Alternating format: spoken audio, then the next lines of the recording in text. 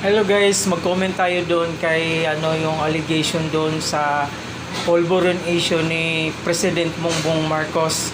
Bakit hindi natin hayaan na lang na magkaroon ng drug test ang ating mahal na presidente para mawala na yung agam-agam ng taong bayan kung totoo ba yan o hindi ng allegation ni Maharlika.